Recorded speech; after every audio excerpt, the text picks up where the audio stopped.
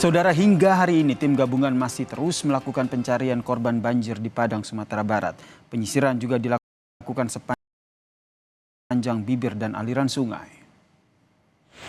Di Padang, Sumatera Barat, saudara, tim SAR gabungan kembali melanjutkan pencarian korban banjir bandang di kawasan Jembatan Kembar Padang Panjang.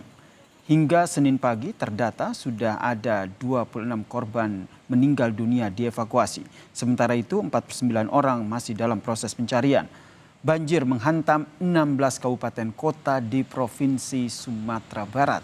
129 warga meninggal dunia, sementara itu 118 lainnya masih dicari.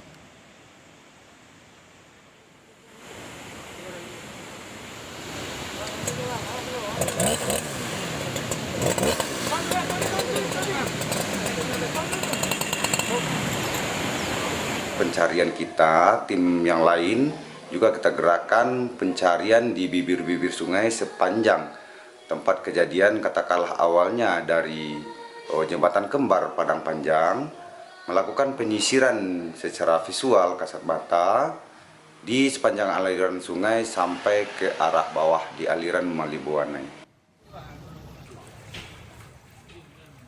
Banjir yang melanda Aceh sepekan terakhir masih merendam SMA Negeri 1 Pekan Pidi di Kabupaten Pidi, Aceh. Akibatnya aktivitas belajar mengajar diliburkan hingga banjir surut. Sudah 3 hari saudara banjir merendam SMA Negeri 1 Pekan Pidi setinggi 30 hingga 50 cm. Air yang meluap dari area persawahan di sekitar sekolah membuat banjir tidak kunjung surut. Ruang kelas, ruang guru hingga perpustakaan terendam air dan sama sekali tidak dapat digunakan untuk kegiatan belajar mengajar.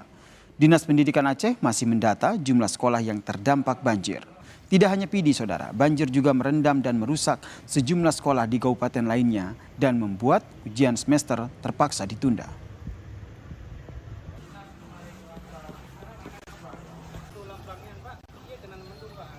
Yang paling mungkin pertama belajar di rumah. Tapi kalau kita lihat dalam tempo yang lama mungkin kita akan sediakan tenda belajar lewat dekat atau anak-anak kita relokasi dulu ke sekolah-sekolah terdekat.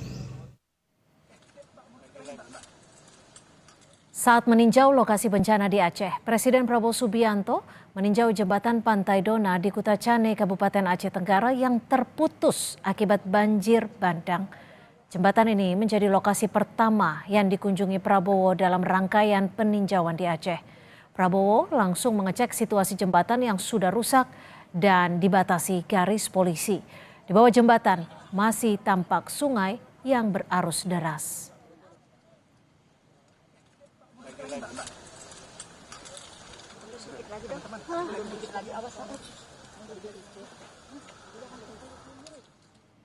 Lalu seperti apa